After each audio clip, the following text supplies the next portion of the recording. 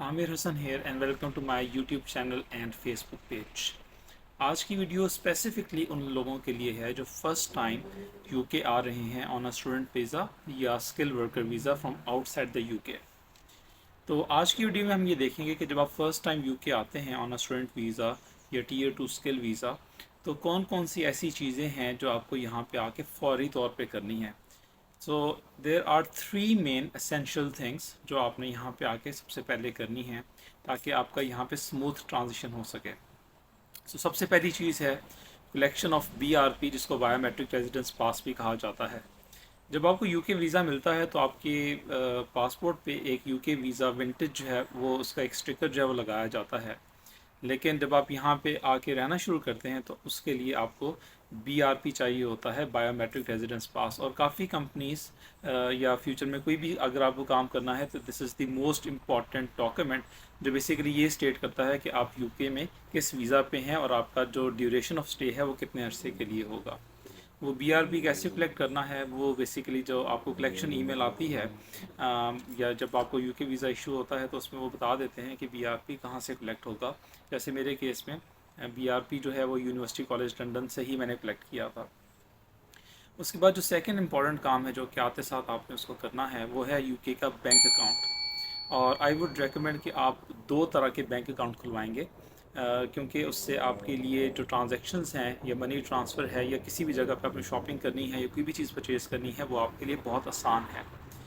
जैसे for example अगर आपने किसी भी बैंक में जाके अकाउंट खुलवाना है तो उसके दो तरीके हैं, या तो आप अपॉइंटमेंट लेके जाते हैं बैंक में या आप उसको ऑनलाइन भी अप्लाई कर सकते हैं।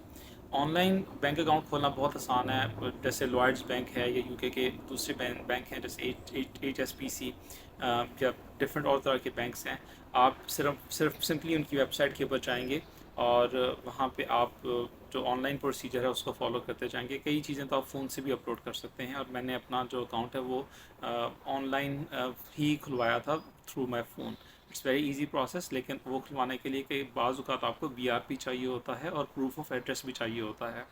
लेकिन जैसे कुछ बैंक्स हैं जैसे कि लॉयड्स बैंक है, वो आपसे प्रूफ ऑफ एड्रेस नहीं मांगता, वो सिंपल आपसे BRP या पासपोर्ट या कोई और इस तरह के डॉक्यूमेंट्स हैं वो आपसे रिक्वायर करके आपका बैंक अकाउंट जो है वो खोल देते हैं। दूसरी तरह का बैंक अकाउंट से कहा जाता है कॉन्टैक्ट लेस बैंकिंग या कॉन्टैक्ट लेस जो कार्ड्स हैं। जैसे मोनीज़ एक बैंक है या मोन्जो एक बैंक है, वो बेसिकली ऑनलाइन बैंक्स होते हैं, उनकी एज सच कोई फिजिकल ब्रांचेस नहीं होती। उसमें आप थोड़ा कैश लगते हैं जैसे 50 पाउंड्स या 100 पाउंड्स, और वो आपकी एवरी डे टू डे जो ट्रांजेक्शन है उसके लिए आप यूज़ करते हैं। वो जो है वो ट्रेन्स में भी यूज़ किया जा सकता है, वो बसेस में भी टैप किया जा सकता है। अगर आप यहाँ पे अगर लंदन में आ रहे हैं और ओएस्टर कार्ड नहीं बनवा रहे जो बेसिकली ट्रैवलिंग के लिए रिक्वायर्ड है, तो आप उस कॉन्टैक्ट लेस कार्ड को बड़े आराम से यूज़ करके अपनी ट्रांजेक्शन जो हैं वो कर सकते हैं। आई थिंक कुछ बैंक्स की अपनी लिमिट्स हैं, 100 पाउंड्स तक आप परचेज उससे कर सकते हैं विदाउट इंसर्टिंग इट फिजिकली और विदाउट प्रोवाइडिंग द पेन। उसके बाद जो तीसरा इम्पॉर्टेंट चीज़ जो आपको यहाँ पे चाहिए वो है नेशनल इंश्योरेंस नंबर। अगर आप जॉब स्टार्ट करेंगे या किसी भी जगह पे आप अप्लाई करेंगे तो सबसे पहले जो फॉर्म में आपने चीज़ें फिल करनी है वो आपके नाम, एड्रेस और पासपोर्ट के बाद NI नंबर होता है या नेशनल इंश्योरेंस नंबर होता है। और वो भी बेसिकली ऑनलाइन अप्लाई करना होता है, यूके की वेबसाइट है जिसके ऊपर आप नेशनल इंश्योरेंस नंबर अप्लाई करते हैं। और ये एक बहुत इम्पॉर्टेंट डॉक्यूमेंट है जो कि आपके पास होना चाहिए। और जैसे मैंने बताया कि जैसे ही आप यूके लैंड करते हैं तो ये तीन मेन काम आपने आते साथ पहली ही फुर्सत में ये करने हैं, क्योंकि अगर आप ये नहीं करेंगे तो आपका जो प्रोसेस है आगे, अगर आपने जॉब स्टार्ट करनी है या कोई भी आपने पार्ट टाइम जॉब करनी है या कहीं अप्लाई करना है, तो वो तो ये चीज़ें आपसे ज़रूर मांगेंगे, और अगर आपके पास ये चीज़ें नहीं हैं तो आपका प्रोसेस जो है वो डिले हो सकता है। उसके बाद दो और चीज़ें हैं जो बेसिकली उन लोगों के लिए हैं जो यहाँ पे डिपेंडेंट्स के साथ आ रहे हैं।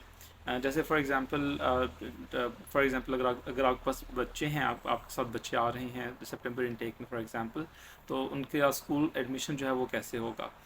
जिस जगह पे आप रहने के लिए आ रहे हैं यूके में, वहाँ जो लोकल बोरो है या लोकल काउंसिल है उससे अपने आप को आपने रजिस्टर करना है। वो आप अपना जो पोस्ट कोड है यूके का जहाँ पे आप आके रह रहे होंगे, उसके पोस्ट कोड से आपको पता चल जाएगा कि यहाँ पे बोरो कौन सी लगती है या काउंसिल कौन सी है। उनकी काउंसिल पे जाके आप ऑनलाइन रजिस्टर करते हैं और उसके बाद आप वहाँ पे अपने बच्चों के एडमिशन के लिए अप्लाई करते हैं। रूल ये है कि यहाँ पे जो नियर बाय आपके एरिया के जो स्कूल होगा मोस्ट लाइकली वहाँ पे आपके बच्चे को एडमिशन मिल सकता है। लेकिन अगर वहाँ पे जगह जो है वो फिल हो चुकी है तो फिर आपको थोड़ा सा दूर, डिपेंड करता है आपके कितने डिस्टेंस पे स्कूल्स हैं, आपको वो दूसरे स्कूल में भी भेज सकते हैं। और एक पांचवी चीज़ जो कि मैं सब लोगों को कहूँगा, वो लोग जो डिपेंडेंट के साथ भी आ रहे हैं या वैसे भी आ रहे हैं, वो है यूके का ड्राइविंग लाइसेंस। बहुत सी कंपनीज ऐसी होती हैं जो प्रेफर करती हैं कि आपके पास लाइसेंस हो। अगर आपको गाड़ी नहीं भी चलानी आती, आप प्रोविजनल ड्राइविंग लाइसेंस जो है वो बनवा सकते हैं। क्योंकि जो ड्राइविंग लाइसेंस है वो एक किस्म का प्रूफ ऑफ आईडी भी होता है। समटाइम्स जॉब अप्लाई करते हुए आपको दो प्रूफ्स ऑफ आईडी चाहिए होते हैं। तो बीआरपी के साथ अगर आपके पास ड्राइविंग लाइसेंस होगा तो वो एक प्रूफ ऑफ आईडी के तौर पे काम करता है। तो वो बनवा लें। वो 34 पाउंड उसकी फ़ी है, लेकिन वो 10 साल के लिए वैलिड होता है। अगर आपने आते साथ यहाँ पे फ़ौरन प्रोविजनल टेस्ट नहीं देने, या जो रिटन टेस्ट होते हैं या ड्राइविंग टेस्ट नहीं भी देने, तब भी आई वुड रेकमेंड कि आप ये ज़रूर बनवाएं। उसके अलावा एक और चीज़ जो कि बहुत ज़्यादा इम्पॉर्टेंट है, वो है टैक्सेशन से रिलेटेड। जब भी आप कोई नई जॉब स्टार्ट करते हैं तो वो आपकी सैलरी में से टैक्स डिडक्ट करना शुरू कर देते हैं। और सम टाइम जो शुरू की पेज आती हैं उसमें टैक्स बहुत ज़्यादा डिडक्ट होता है।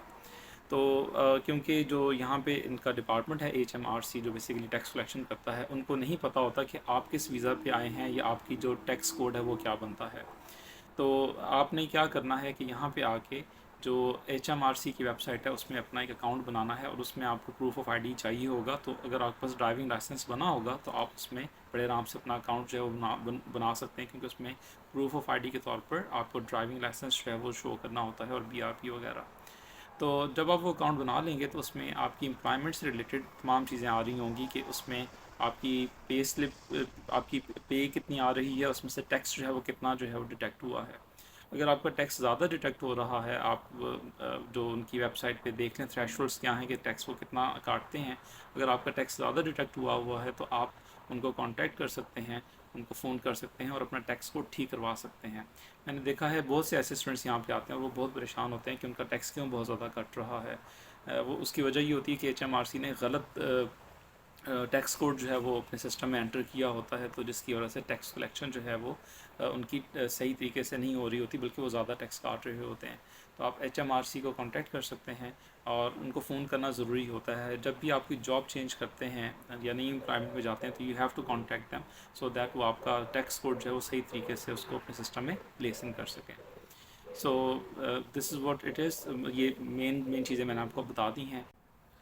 Thank you so much for watching my videos, and please subscribe my channel. Amir Hassan signing off.